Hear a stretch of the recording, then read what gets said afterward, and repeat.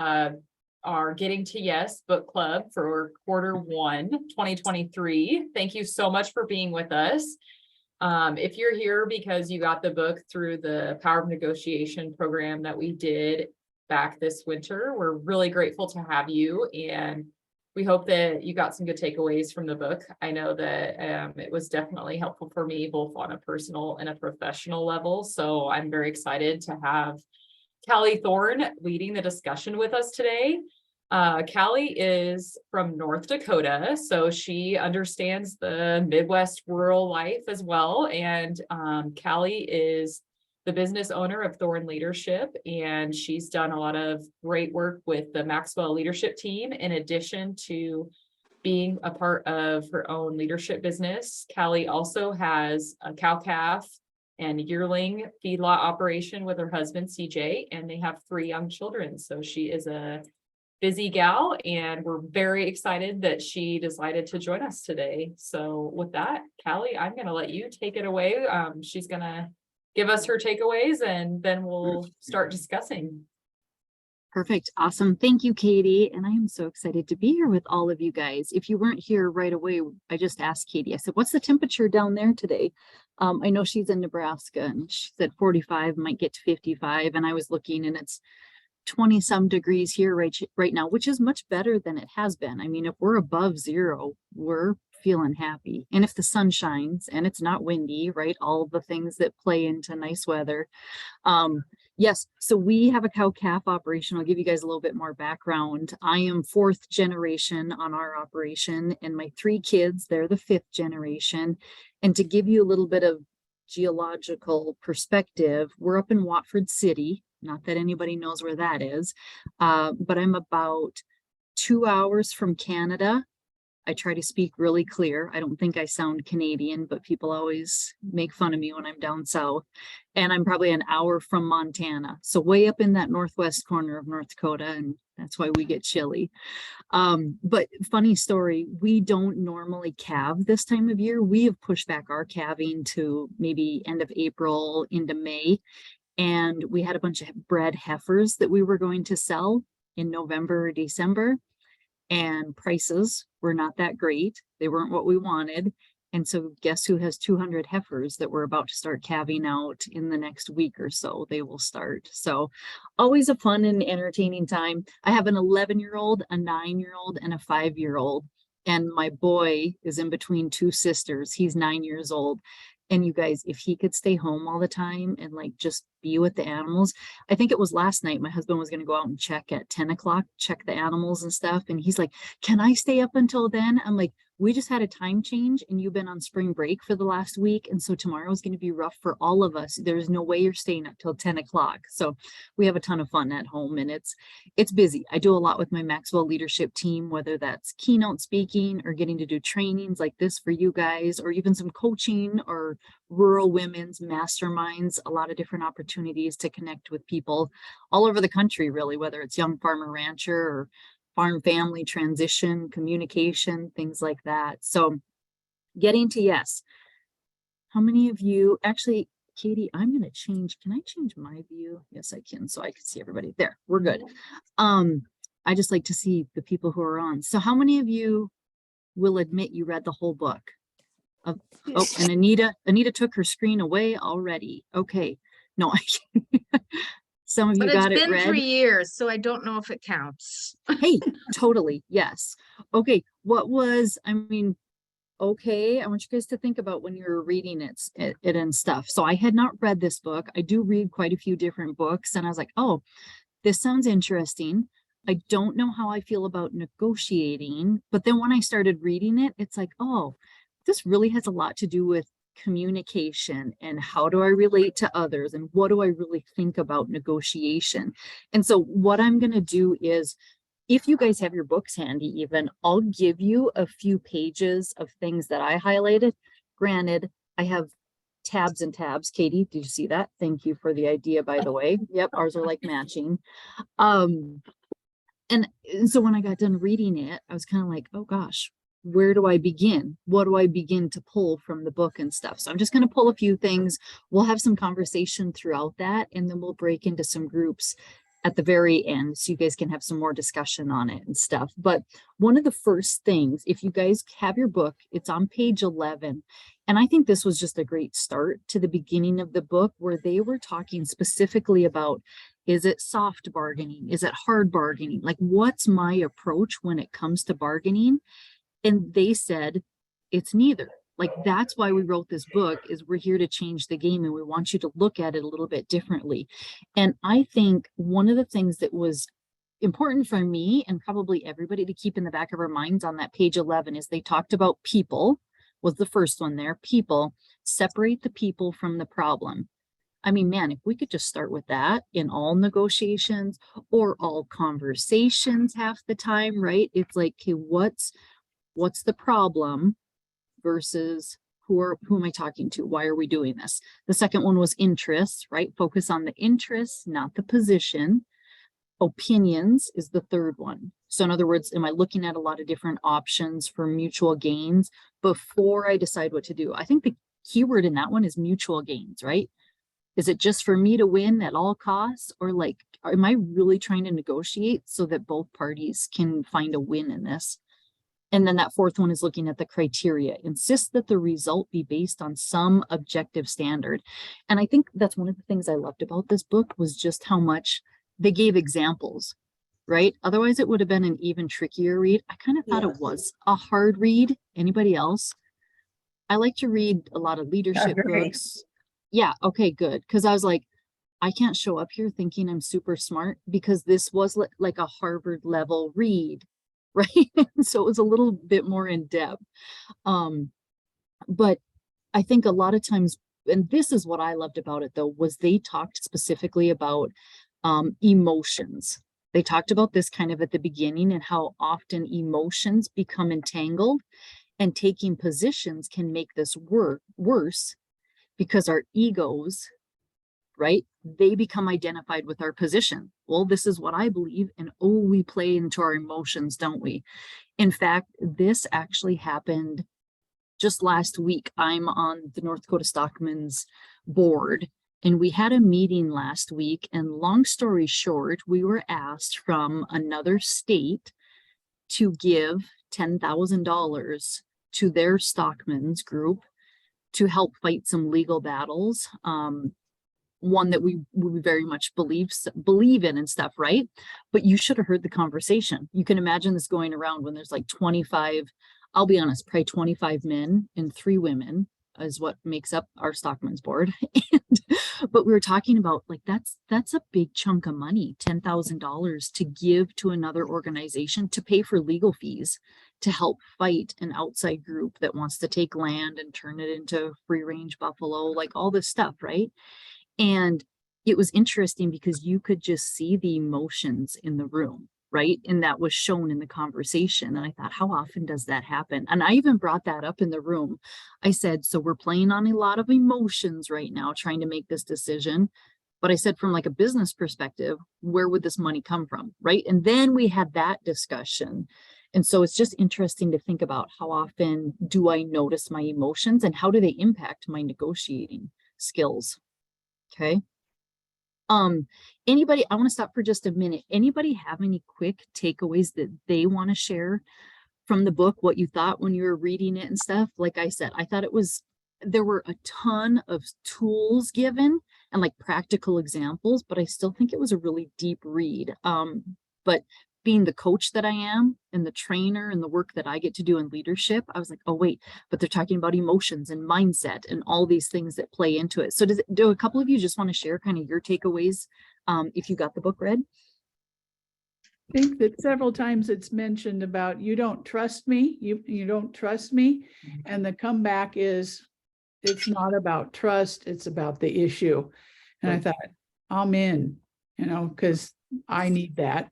And the other thing that I thought was really interesting and helpful was the example of the car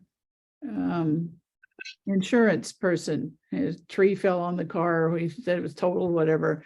Yes. And how to get your money without being cheated. That was such a good example. I like that one. I was like, I should copy this and lay this out for if and when right? We have to have those conversations, like be logical about it. Don't bring the emotions in.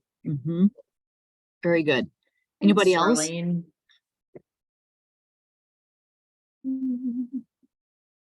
And don't be afraid to, if you're comfortable with it, you can turn on your camera on Zoom so that it feels a little bit more like we're all together in the same room talking. I thought you brought up an interesting point about 3 women and 7 men on a board, or whatever the number was, because I don't listen to Oprah podcast very often, but a friend of mine always steers me towards when she talks to this one nun, and the nun says, if you don't have any women in leadership, you're missing half your brain. And I don't think she means that, like, it just brings a different perspective. Yep. So even in negotiating, like, as women, do we feel comfortable negotiating? And actually, I'm a CPA and a forensic accountant with an ag background. And so, you know, I'm always looking for the facts, and I'm always looking for where they get their facts. And that's hard sometimes. Yeah. And that's such a good point. Because I mean, you guys usually, I know we have at least one guy on here. But a lot of times I think us women are known as the ones that run on emotions, right? And so for me in that board meeting the other day to be like, okay, we're all running on emotions and getting riled up on this, but like, do we have the money, and do we logically, does it make sense for us to give it to them? And do we want to, right? That's a whole nother thing too, is like, do we want to, can we find the money elsewhere, or whatever the case might be? So good. Okay, we'll keep going here, you guys, and I'll have some more discussion throughout with the whole group. And then we will, like I said, we'll break into smaller discussion ones towards the end. I've got some questions for you guys as well. Another takeaway that I enjoyed that they talked about was when they said about how you can physically sit side by side with each other. Yeah. Right? So we can attack that problem together instead of how do we always, I mean, even when we meet with people, it's usually somebody sitting across the table from me. It's just like you already have that boundary, whether we recognize it consciously or not, right? It's like it's there and we're facing each other, almost like a face-off. And so thinking about how can we sit side by side with each other, because what can happen is a lot of times these relationships, I mean, that's a whole nother thing, right? Is who am I negotiating with? Who is it? Is it my brother and we're trying to decide who gets to buy the ranch? Or is it I'm negotiating with my kids trying to figure out what's for supper, right? Lots of different examples of what we can have for negotiations, but either way, relationships can sometimes get entangled in there.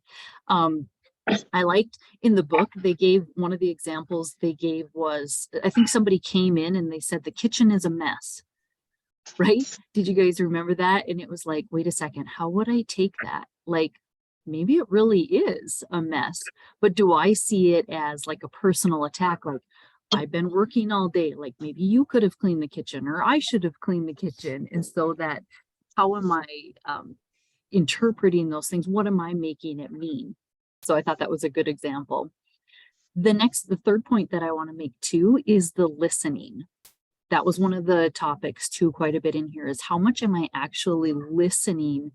You know, if we're actually negotiating right now, am I just constantly thinking ahead to, oh, but that's wrong, they're wrong in that, or I'm right, or I want it my way, whatever it might be. So do I recognize my own emotions? And I think that's a big thing I do, even when I'm coaching people, right, is recognizing like, I have thoughts, other people have thoughts. Those thoughts are going to create different emotions. And I think a big thing is we can't control people. I mean, I work with a lot of people on that. As much as wouldn't that solve all the problems if I could just control everybody? If I could control my spouse or my children, or if I could control the negotiation, if only my mom and dad would do this, if only my friends would do this, right? And I think that's why coaching, but understanding your thoughts is such a powerful thing, because we can't. I will never be able to control those other people. And so do I recognize what my thoughts are? And that starts with listening. And one thing that I actually talk about is, it doesn't say this in the book, but write this down and just think about this word for a minute. Non-judgmental listening. So not just listening, but how often do I actually listen to other people non-judgmentally? I do mental health first aid trainings, which this is always fun. Okay, now I'm going to do this so I can see everybody. How many of you have ever had, by show of hands, first aid and CPR training? Like you've had to have it at some point in life, first aid, CPR training. Okay, most all of you. How many of you have ever had mental health first aid training? Uno, dos, two, maybe three.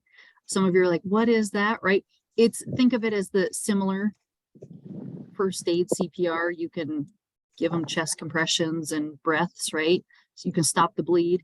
Mental health first aid is just that. It's mental health, recognizing signs and symptoms.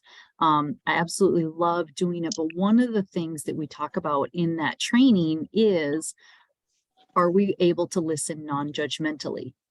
Because the example that we talk about is if somebody maybe has been through a similar situation, let's take drought, real positive, right? But take drought, for example. We were in the worst drought in history 2 years ago in my county up here in North Dakota. But everybody was in that drought, right? And so then it comes down to, okay, what are my actual thoughts about the drought? Do I think, woe was me, everything's going to fall apart, I have to sell out? Or do I think, man, there's got to be an opportunity here, right? Is there something that I can actually do? So relating this then to the listening non-judgmentally is, how well am I able to see it from somebody else's perspective, right? I mean, think about that's negotiation. There's one side and there's the other side, but we both want something, right? We both want this win-win. And so can I take my emotions out of it to actually try and hear what they're saying? Okay. Food for thought, right? On all of that. Another page that I wanted to point out to you guys, if you happen to have your books, is page 24. Again, coming from like the mindset leadership side, I love this because they talked about perspective. On page 24, it's kind of down towards the bottom. Perception, perspective. So they say the conflict lies in people's heads. It's our thinking, right? Like I just shared, it's in our own minds. It's in our thinking. So if you put yourself in their shoes, what would it look like? How you see the world depends on where you sit. People tend to see what they want to see, right? We've probably all heard that saying before, where it's not, the world isn't as it is, it's as we see it. And that's why it's so different for everybody. That's why everybody has their own opinion and their own thoughts on everything. But it can also become a habit, right? How we look at things, or how I decide to negotiate with people, or how I communicate with people. So much of that can just become a habit because it's just a thought that I've had in my head and I've practiced it over and over again. And then it becomes a habit. So you guys can think about that in your personal lives even too. How do I communicate with people? How do I show up? How do I handle my money? How do I handle my health? The list goes on and on. It's just a habit, but they can be changed with practice over time if we want to. So I love that though, the perspective side of it. And That kind of also, go ahead. Go ahead. I say that habit can be a good habit or a not so good habit. I mean, it can go either way. And, you know, we can base those habits on whether it's our environment or our heritage or the people around us. If I live in North Dakota or Nebraska, or I'm on the ranch, or, you know, there's lots of things that impact that habit, I think, too. And you've got to think about that, especially when you're dealing with people outside those environments. Yeah, that's a big thing I talk about when I do like disc training or the mental health, just the things that we don't always think about, like genetics or the environment, or a lot of it to you guys is how we were raised. Like think about when you were 4 to 8 years old, and what life was like for you, right? Were mom and dad there? Did they come to your games? Did you get fed food every night? Did you have a bed to sleep in? I mean, these are all honest, you know, and this is why they say the impact that it can have on you at such a young age and how it can impact you when you get older and stuff, the things that you faced. So, yeah. Anybody else, any thoughts on those things that we've kind of talked about, whether it's listening or perspective and stuff?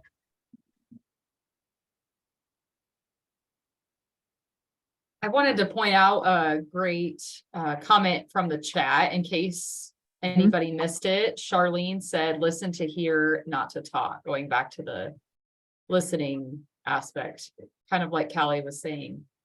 How often do we try to actually understand what they're saying rather than thinking about how we're going to respond? Mhm. Good. I had a Any- question or interesting thing about the challenge in the book is also that thing about, well, if they're not listening, if you're in a tough negotiation where there's an aspect of they are trying to push their way, how can you begin even to, if they're not listening, they're not trying to give you another perspective, like take into account your perspective. That's one of those areas that I think I found challenging throughout the whole book is like, well, I might be trying to put myself in their shoes, but they're not putting themselves in my shoes. So And think about how often we have that though in everyday life, right? Whether it's a negotiation or it is something small or big with, like I said, a spouse or a coworker or whatever it is. And we always want to be like, well, they're not doing this. And that's the truth, right? What do you do when it seems like somebody else isn't willing to negotiate or they clearly have not read this book and they're not in it for the both of us, right? And so what does that look like? But I think this, not being a Harvard graduate or writer of this book, the place I always go with just my training and stuff is I can only control me. And I have to have the belief almost that if I show up wanting to have this mutual thing where we can both find a win and share, both come out like feeling good about this and we can still have a good relationship, then I'm going to show up believing like that's what's going to come out of it. I don't like to lower myself to their level, but maybe over time they'll take notes on my approach or how I'm showing up to the negotiation and they'll begin to believe like, oh, she does. That's where that trust can come in. Maybe they're like, Callie really does want the best for me and her in this thing. Yeah, that's a good point.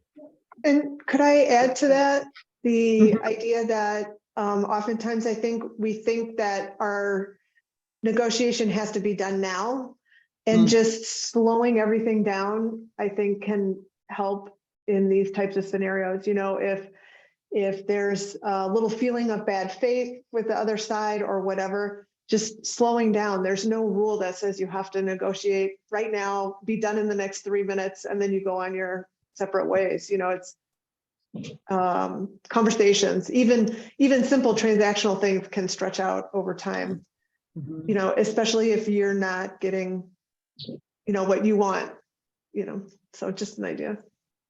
No, that's such a good point because a lot of times we do that because we're running on emotions though too, right? And we make those quick decisions versus if we're able to pause and both sides of the party, right, can actually have some thoughts and think about things. I mean, why do they tell us to, if we're mad or something, if we type up that email, it's like, wait, maybe just give that email 24 hours before we send it off and rethink.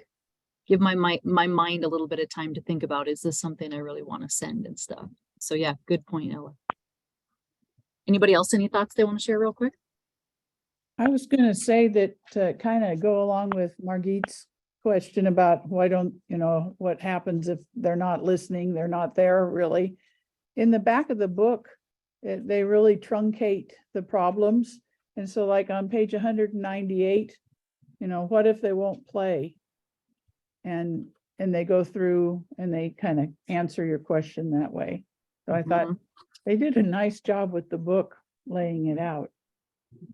So take the book with you when we all go to our next negotiation and be like, what do I do now in this situation? But no, that was helpful for me even when I was prepping for this to look back and like, where did we talk about this? And so yeah, thanks for pointing that out to everybody, Charlene.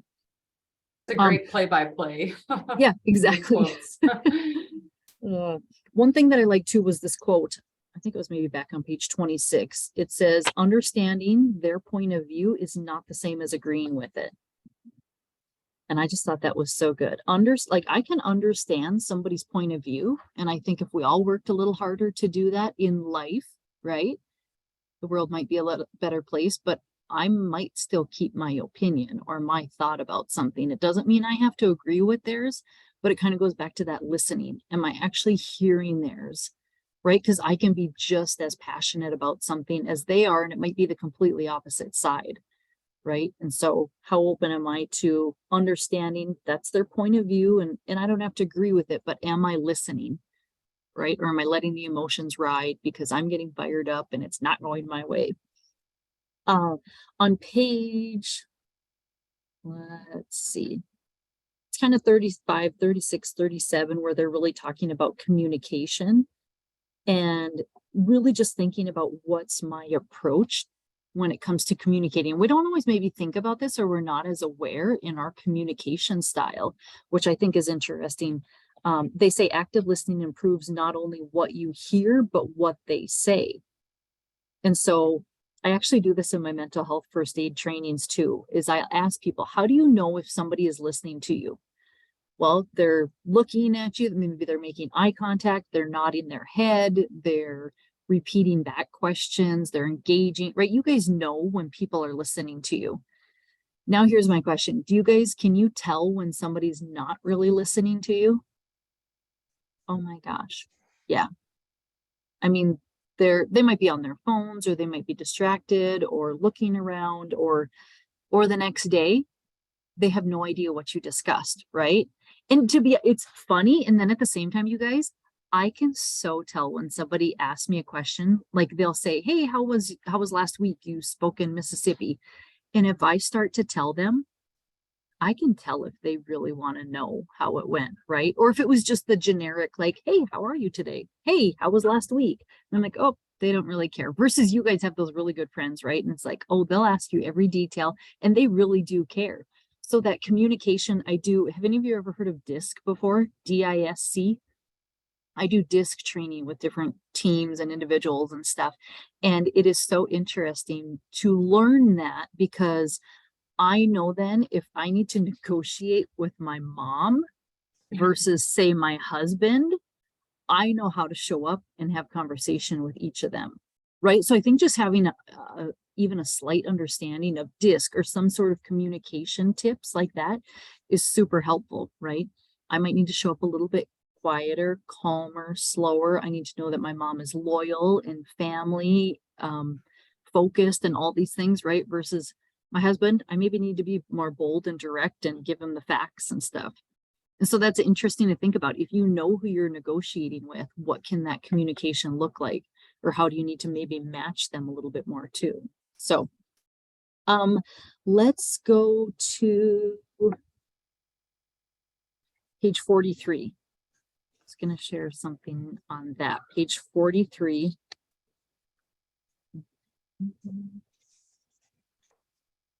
I liked this one because they were giving different prices and examples on, I think it was a house, yeah, and how they were going to pay for that and stuff. But go first to page 42. And did you guys like that librarian story? Wasn't that a good example of how sometimes we're not even paying attention to what's going on? The guys were bickering back and forth, wanted the window open, the other wanted it closed. They bicker back and forth, like, do we do just a crack? Do we open it all the way, 3/4? What do we do? How, like, negotiating, what do we do with this window? And then the librarian came in, she asked, why do you want the window open? Right? And he says, to get some fresh air. She asked the other one, why do you want it closed? To avoid the draft. After thinking a minute, she opens wide a window in the next room, bringing in fresh air without the draft. Right? And I just love that example, because how often does that happen to us in life, where it's like, I was too focused on this and I didn't even realize, like, we could have compromised really easily. I don't know how many of you, good book would be The Gap and the Gain. Have any of you ever read that? The Gap and the Gain? Write that one down. That's a very good book. And it's so funny because an example that they give in that book is, I could totally give this example with my kids. If we go through the drive-through and let's say they throw in a cookie and nobody ordered a cookie. Okay, that's point number one. Nobody orders the cookie, but they throw a cookie in the bag, like as a treat. But I have 3 kids. And so then we try to break it nicely into 3 even pieces, right? And what's going to happen no matter what? Somebody's going to complain that they got the smallest piece. And what's the ironic thing, you guys? The ironic thing is we didn't even order a cookie and we didn't have a cookie to begin with. And yet here we are complaining that our piece is too small. And so that's really the thought behind The Gap and the Gain, is like, am I thinking in the gap all the time? Like not seeing how far I've come in life or what I'm missing out on versus like, look what you gained though. Yeah, your cookie's only this big because that's the size of your piece. But before that, you had none. And so I think that's just a great example. It reminded me of the window story. Like, what if we could all really win here? What if so much of this was just in our thought? What if it could be that simple? Because we have things we have to think about every day, right? It's negotiating what's for supper or which coworker is going to take on this role or those really big things, right? Whether it's land purchases or home or rent or different things like that. What do we got for time? 2:31. Okay. The other example that I like kids, well, most of the time I like my kids, but I like the examples that they gave in there, right? You guys, did you see the one? Let's see, they talked about it in two different parts, but I'm on kind of page 74 and 75. I think that is a huge thing for everybody to think about when we are talking negotiating is, do I know this person? And whether I do or not, I guess, is it a value of mine to treat people kindly, you know, and try to have good relationships? So what about, especially if I'm trying to negotiate rent with my grandma, right? Whether it's pasture land or farm ground, and we're talking rent for the next year, like, what's the way that I want to leave that negotiation? Because I still want to go to her place every Sunday and hang out and have supper. And so what do I feel about relationships? And that's what it says on page 74. The relationship between the sides is often taken for granted and overlooked. Often that's what can happen, because what are we focused on? We're focused on if I can get the win, if I get my side of the negotiation. And then a little further down, it says, do we have a shared interest in preserving our relationship? What opportunities lie ahead for cooperation and mutual benefit? What costs would we bear if relationships broke off? Right? Because you might be negotiating one thing today, but it might be something even bigger in the future. And the example they gave here too was that orange, right? You guys heard about the kid. They split the orange down the middle, but here really only one of them wanted the actual orange and one wanted the peel for baking or something, but they never communicated that clearly. So, I'm just about to end my part, you guys, but any other group discussion here on the things that we've talked about or little things that you've pulled out too, that you've noticed or were good takeaways?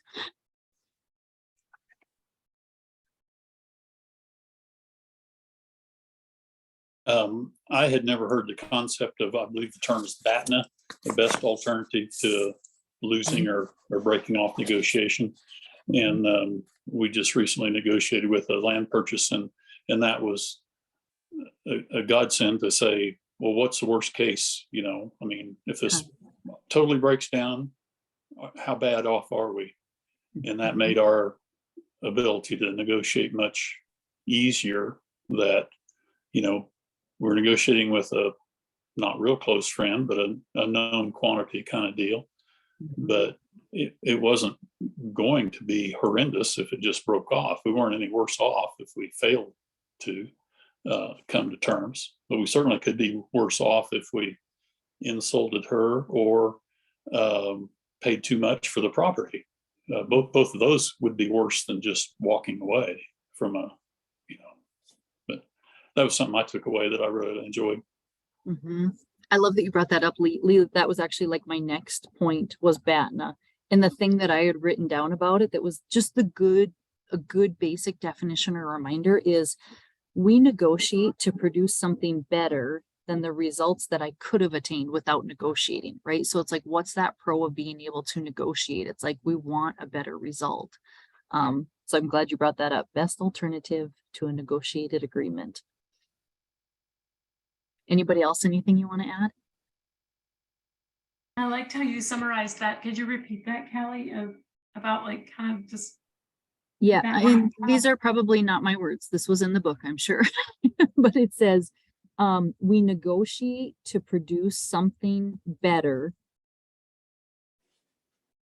We negotiate to produce something better than the results I could obtain without negotiating. Let me see if it's on the page I have written down. That's great. It might be on page 102, but I'm not sure. We negotiate to produce something better than the results I could obtain without negotiating. That's a good quote. It kind of went on to say too, then it helps protect you both. So me and the other party then helps protect us both from accepting terms that are too unfavorable and from rejecting terms that would be in your interest to accept. You know, it's kind of like it makes you slow down and really think about what's being put on the table. Yes, it's on page 102. It's the first paragraph that It starts was that there. way. Okay. The My reason notes you are good then. Yep. Good job. Lots of great examples. I liked Lee's example too. That's very relatable and goes back to the relationship. Even if we don't get Yep. a land deal, I still have a friend or a neighbor. Well, and so that is such a prime example of, I keep referencing the other things that I do, but like the mental health first aid training. I might have a conversation with somebody like, hey, are you doing okay? Right? Having the conversation, seeing if they need help, and they might say no then. But if I don't push them and say, oh my gosh, what's wrong with you? You should see a therapist. They probably won't come back to me. But if I am a kind human, they might come back and feel like they can open up to me and maybe see a counselor or something. Same thing goes I think when it comes to anything in life, but especially negotiations. Think about it. Just because one falls through or doesn't go the way I wanted or expected it to, there might be an even bigger opportunity down the road.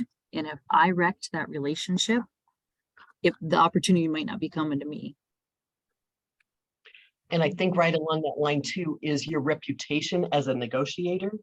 And I had never really thought about that because that was related to that question toward the end about, oh, what if I can really make a deal on this and scam them almost? And they're like, yeah, think about the big picture, maybe take a pause because that will affect your reputation. And that's probably worth more than that little bit extra that you got. Yeah, so good. Wow. Anybody else want to share anything? Okay, this is what I'm going to end my little part on. It was probably my favorite part, was kind of starting to wrap up. There was a couple things on page 183 that I have marked. And of course I love it because so much of my work is just mindset, but it says the best rule of thumb is to be optimistic. Let your reach exceed your grasp. And it just talked about how we can recognize things like there might be worth trying, even if you don't succeed. Like, what can I learn throughout this negotiation process even? And it says, the more you try for, the more you are likely to get it. Studies of negotiation consistently show a strong correlation between aspiration and result. Within reason, it pays to think positively. I love that. Studies of negotiation consistently show a strong correlation between aspiration and result. If you ask me, the leadership coach that I am, that's life. Like, how much am I focused on, like, that I can do this, or I can make this happen, or I want this to be better and I'm willing to work for it.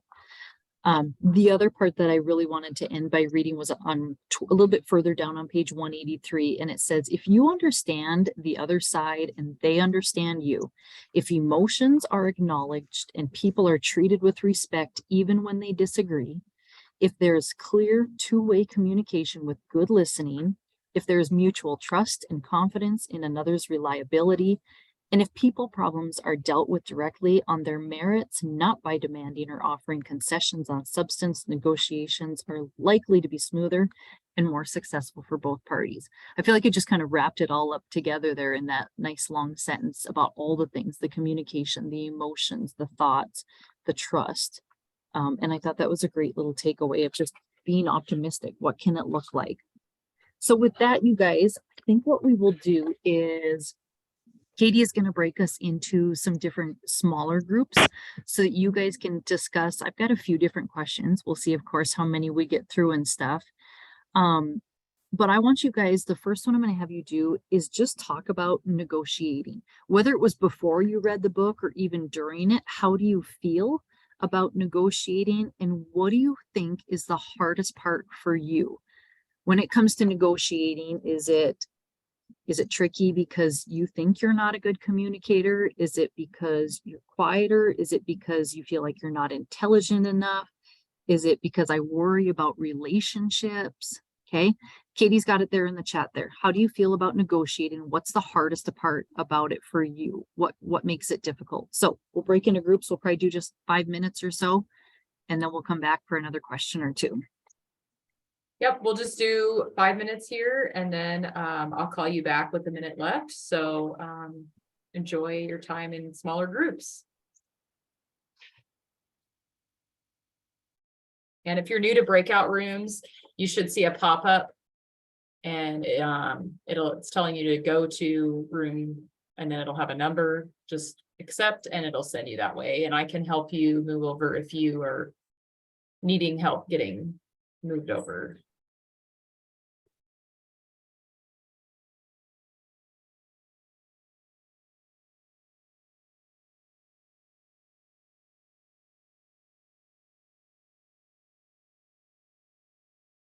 Those of you that are left, how can I help you get moved to your rooms? Ruby, I'm gonna move you over. For some reason, it didn't get you in one. So you should be, you see a pop-up now? Yes, Okay. I can join. Yep, you should just be able to click join and it'll send you to your group.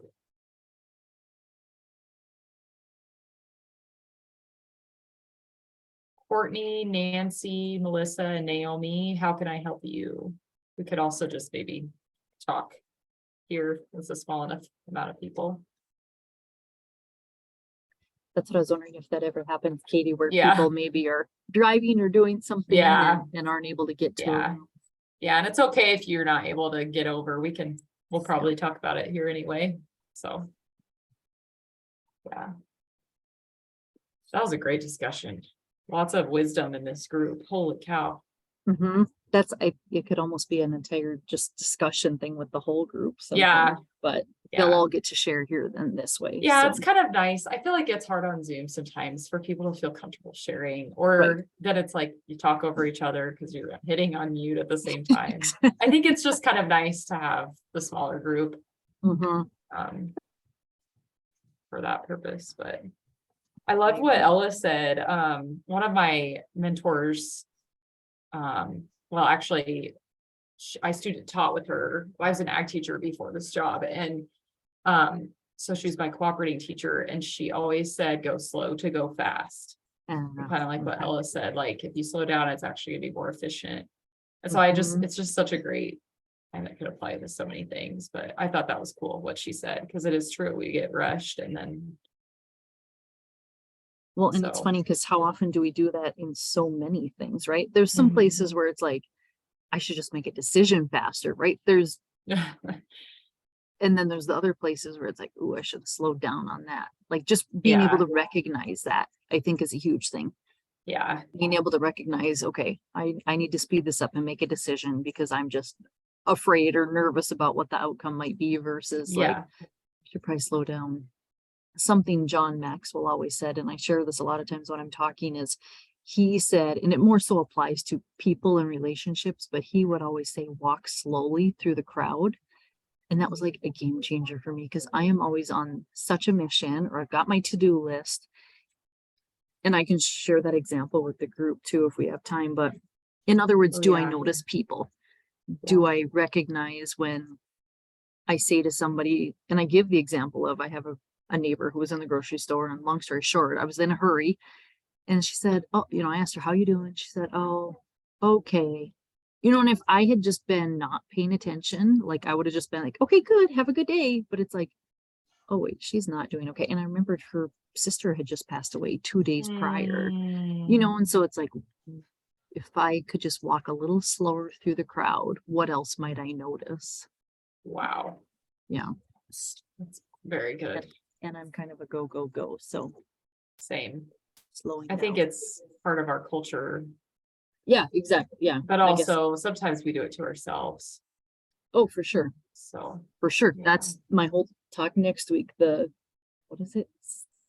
what did I say it was? Something yes to Just no. saying no so you can say yes, So you right? can say yes. Yeah, exactly. Like, because people say yes to so many things. Yeah. So good. What if we were just more intentional with our yeses and our nos? Yeah, be intentional. Those of you that may be listening in, Nancy, Melissa, and Naomi, do you have anything else to add? I guess we didn't really talk about why it's hard to negotiate. I struggle though. I mean, it's intimidating. So that's what I was gonna say. Like, if you have somebody who's more overbearing, or I feel like this is not a good trait of mine, but I will sometimes often say, like, I'm not as smart as them, or I'm not intelligent enough. Mhm.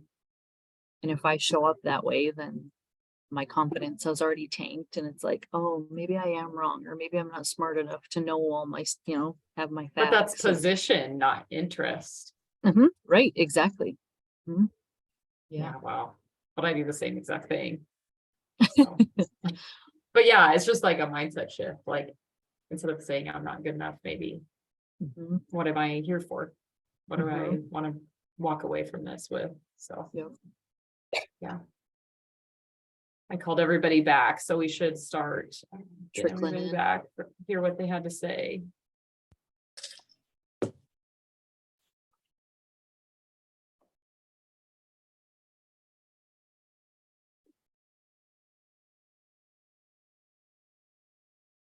Everybody's making their way back. I know that was a fast 5 minutes. We just want to try to get everybody through a couple, maybe one or two more questions, and also be respectful of your time for those of you that have to leave by 3. So looks like we have one more group circling back in. Yeah.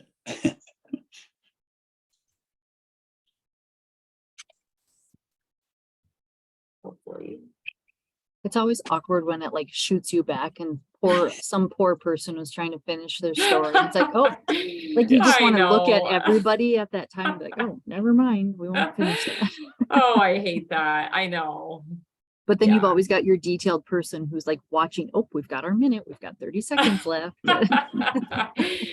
There should be like personalities of Zoom Yeah. people. Oh, funny. Mm. Well, we'd love to hear maybe just one or two takeaways. If a few of you would be willing to volunteer what you took away from your smaller group discussion on what do you struggle with negotiating, or why is it difficult? We I'll all, share. Yep, go ahead, Charlene, go ahead. we all thought that we all have room for improvement, and that we're not the best negotiators ever.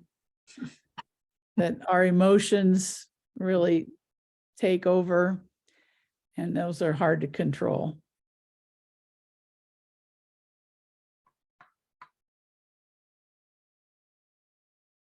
We shared, it was just Selah and I'm hoping I'm saying that correctly, but we kind of came to an agreement a bit of just the fact that there's this interwoven difficulty somehow, like combining the soft skills that are needed with knowing the facts, and then how the facts are even never always really fixed, right?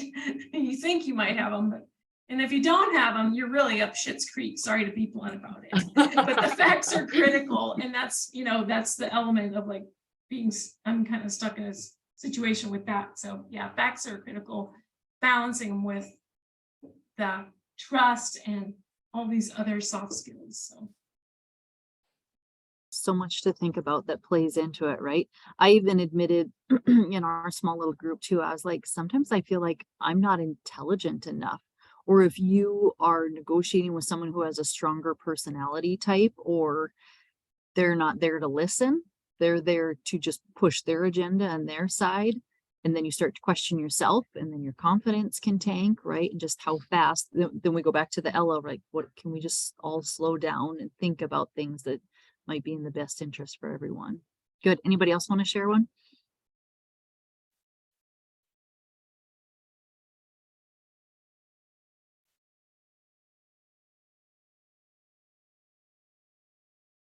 Okay, let's go to another breakout then, so we can at least get we're gonna get 2 more in. Is that okay? Or should we do 1? Katie, you're in charge. Yeah, I think that's fine.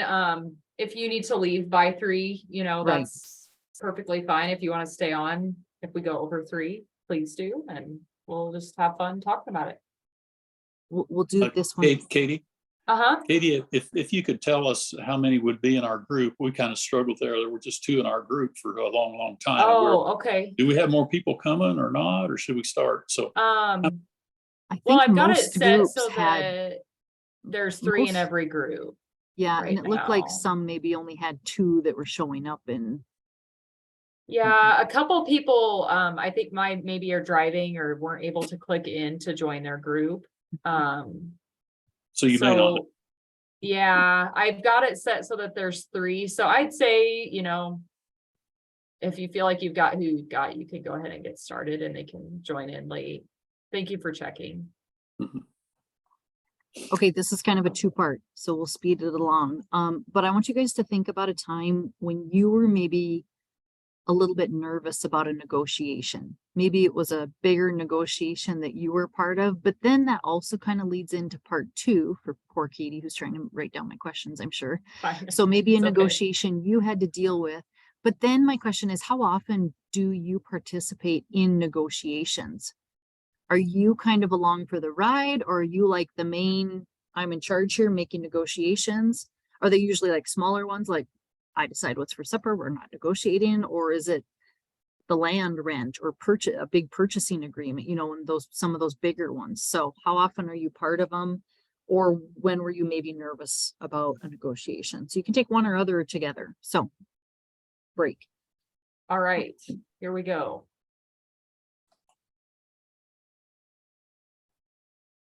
And we might make it about, yeah, we'll just do 5 minutes. That'll be good.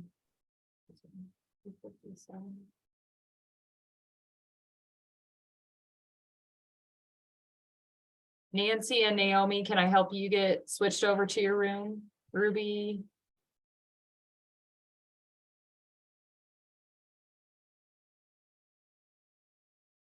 Ruby, it looks like you should be in room 2. Do you have a pop-up? And Naomi, you should be in room 6. Nancy, you're in room 5. Or you can just stay with us. And see there's what only we 4 happen of to talk us. about. Yeah. Yeah.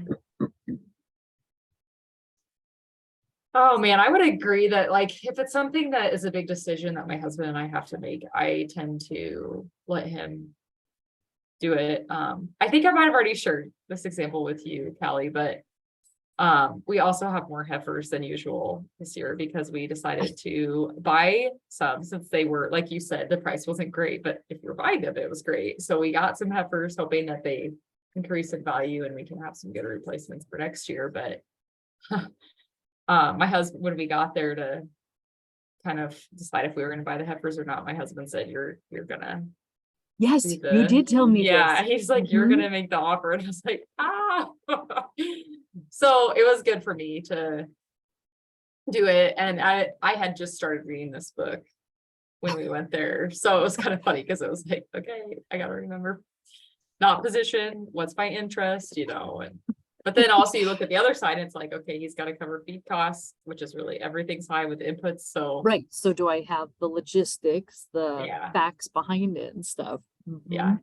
So Which makes me laugh. I mean, I'm thinking of last night there was a fundraiser for a couple families in 4-H in our county, and they had a silent auction and a live auction. I mean, isn't that like a little bit similar, like live auctions, like, ooh, do I dare? Do I not? Do I put myself out there? Who does the bidding? And it's like, ooh, I don't know if I dare pull the trigger. I'll just let my husband decide if oh, that's that's worth so it. funny.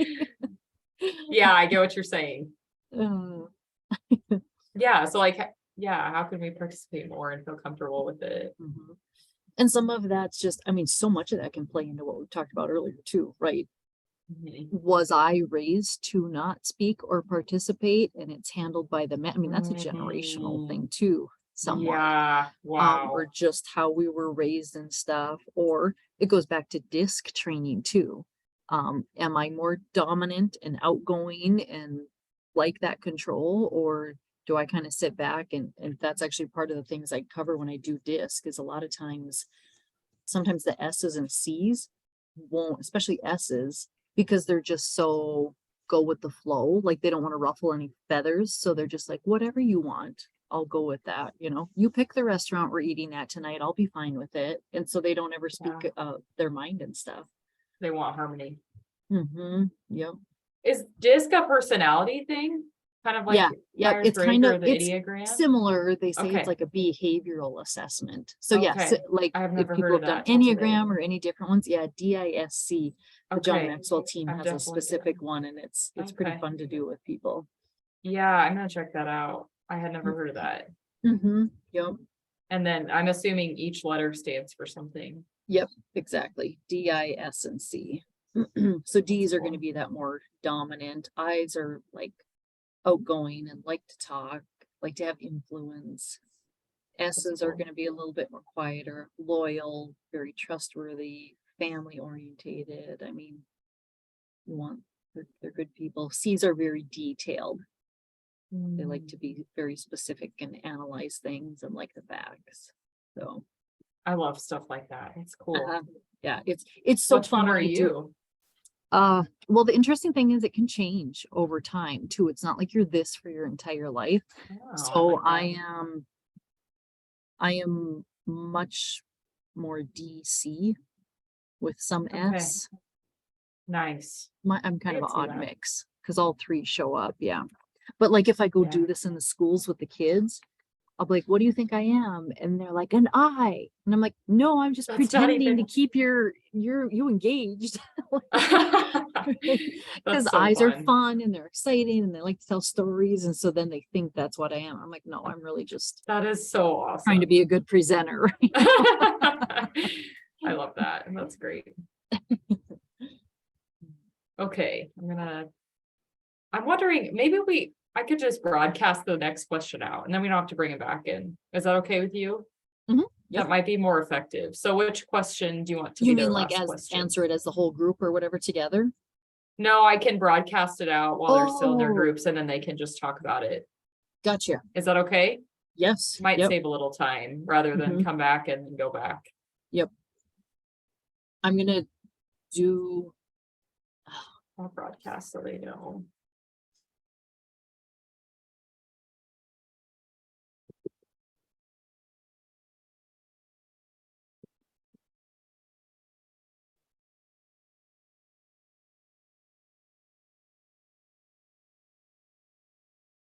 Okay. I can just put it in there and they'll be able to read it. Okay. You can even do a combo and let them pick which direction they want to go, but Okay. take that number 4 or what? No, Okay. sorry.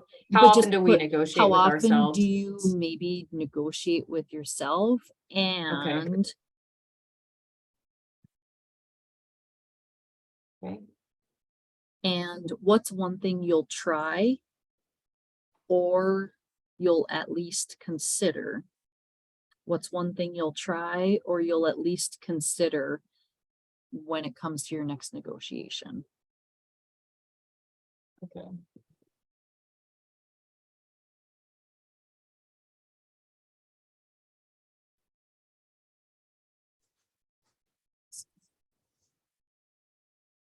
Then they can just stay and talk about it. Perfect.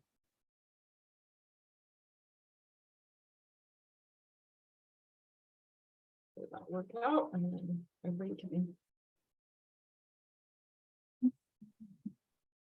Hi, Nancy and Janelle.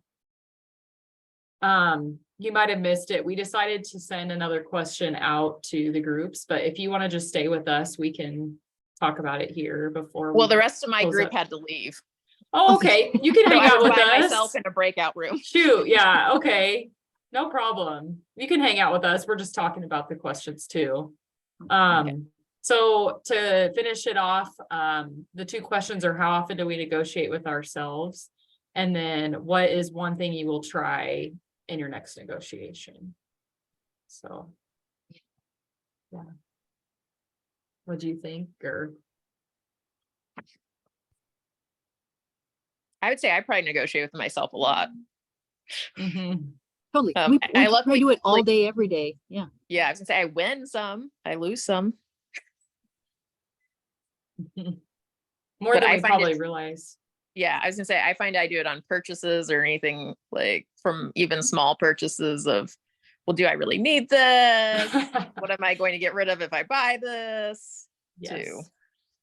Well, think about how early it starts too. When the alarm goes off, I'm already negotiating. Will I hit snooze or will I wake up? Will I work out? Will I not? What will I choose to eat for breakfast or lunch? Or I said I was going to do this, or just, I think it's ongoing negotiations with ourselves.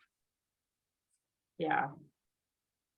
Yeah, like you said, do I treat myself? Do I deserve it or not? Which is a whole nother topic, but That goes into the mental health part. yeah. You always deserve it. Yeah. Yes. And then, yeah, what are we gonna take into our next negotiation? I'm curious what everybody thinks on that one. Yeah. Anything specific you'll try or consider for your next negotiation? I loved the part about where what if they won't play, or what if they'll play dirty? And it said, break the vicious cycle by refusing to react. That is so hard to do. Mhm. But like me being a Christian, like I'm like, that's what we're supposed to do, but it is so hard to do. Mhm. But wow, it's kind of like Lee said, look at what it would save. Mm-hmm. Right. I think even when I first heard the title of this, I mean, that it was negotiating. I think when people hear that word, it's like, oh, I have to share my side so I win. I mean, right? Isn't that what I want, is to get it my way type thing? And it's like, this just gave such a different view, like really looking like separating some things and what's the focus, what are the facts? And it's like, wow, we could actually all win in this situation. Like, what if that's what I was Yeah. working towards? So you may laugh, but I actually, the reason I have the book is I took ag mediation like 3 years ago and it was one of the required readings. So I was like, that's why I was like, I actually think this book is much more of a communication tool than anything else. Mhm. And like, I did like ag negotiation modules with some other people in the West, where we created some online stuff, you know, in like 2020, 2021. And I was like, that was one of the main references that we used for it is this book. But yeah. Mhm. Yeah. Mhm. So it's like, I just think it's like a really solid communication tool. So And I think that's why I liked it so much. It was so much of that mindset and like, how do I communicate? How do I work with people in general, whether it's everyday life things or we're actually negotiating something. Yeah.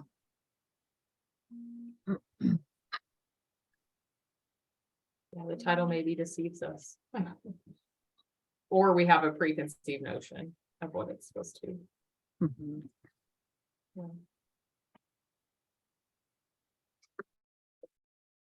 I have to finish reading the whole book. I'll That's completely admit. okay. We're glad you still With- hopped on. With being what looked like to me a small book and would be fast to read, I found I was having to reread parts because I was like, oh, this is not like easy, quick. there's Yeah. an audio book also, like version of it that like is nice.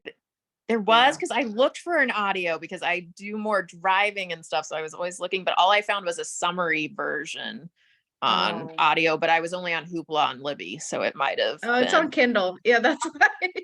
So, yeah. I'm like you, Janelle. I use Libby and it wasn't on there either. But I agree. Yeah. It would have been nice to listen to. because I was super bummed on that because I get way more audiobooks read than I do actual. You can multitask while you're listening. Yeah. But I will So- say one statement Callie had made about that you don't have to agree on it, but you have to listen, like hear their ideas and hear the other side, but it doesn't mean you have to agree to it, was something that had me thinking, because I am working on a land lease right now of having to do an update, and it is, I mean, very, very happy with the people we have currently. We just need to be doing updates, and yeah, it's proving to be harder just even writing it and even thinking about the conversation with them, because I know there's going to be some things that they're like, well, why are you suddenly putting this in print? We've never had it before. Mhm. But isn't it, it goes back to what Ella said at the very beginning of like this conversation, can I just slow down? And like, just the whole thought process of realizing I have something and they have something and we are trying to negotiate together. I mean, just like breaking it down that slowly and realizing like, we all want a good outcome. And so how's that conversation gonna look? Yeah. So many good thoughts. What other takeaways? I know we're past 3, so please don't feel bad if you have to leave for other commitments, but anybody that's willing to stay on and share from your group what you're gonna use, or maybe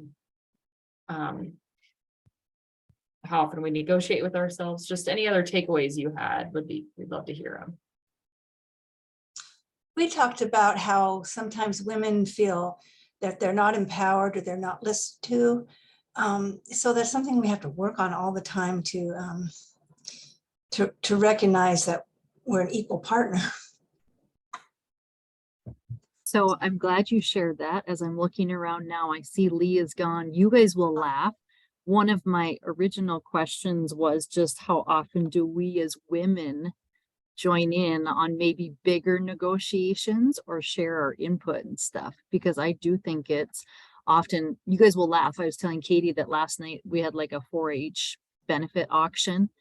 And I mean, even in that example, I was like, ooh, I don't know if I should bid. I'll just leave that up to my husband. Like he can decide if we're going to bid on something or not. And so, you know, what's that reasoning? Why do I sometimes think that I shouldn't be negotiating, or that we do leave it up to the men in some situations, maybe? Yeah. I think being a single person, I don't do that. I mean, you have to stand up for yourself, or You have to, yeah, if you're by yeah, yourself. so but I do understand that, you know, because you'll say something and the whole bunch of farmers will be sitting over there rolling their eyes, you know, like, what does that woman know? And Yeah. even my dad was that way, Yeah. you know, just a bunch of dumb women. And I said, well, you had 2 dumb women and you bore, you know, you raised them. Ugh. And isn't that interesting? So one thing I'll add, and I'll stop talking, you guys can keep discussing, but is we were talking about DISC, the DISC too. If you haven't ever done that, there are some like behavioral styles where maybe they are just quieter in general. So like I said, if you have that overbearing person who's just very direct and sounds factual and super confident in what they're negotiating for, and I'm just quieter.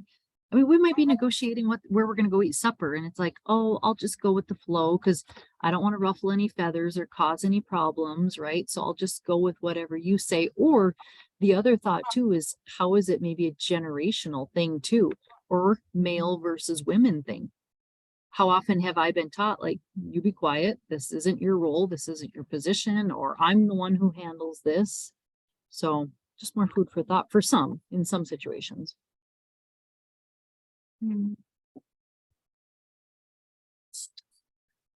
I think I was gonna connect with the previous comment someone made about like the male impact and like recognizing that, you know, as women, we do have to take more responsibility in those kinds of situations. And I think have too easily given into sometimes just, oh, the man will take care of it. And then as I'm dealing with, I'm getting screwed in the back from a narcissist who's basically trying to take me to the cleaners on our property. So because I trusted him, right?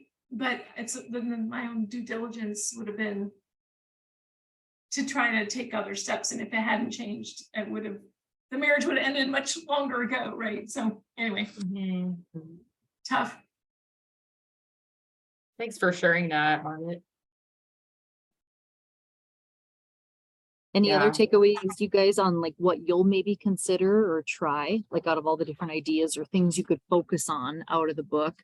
Anything you'll maybe consider or try next time you're in a negotiation, or something that you maybe personally need to be a little bit more aware of, you think of for yourself when it comes to negotiating?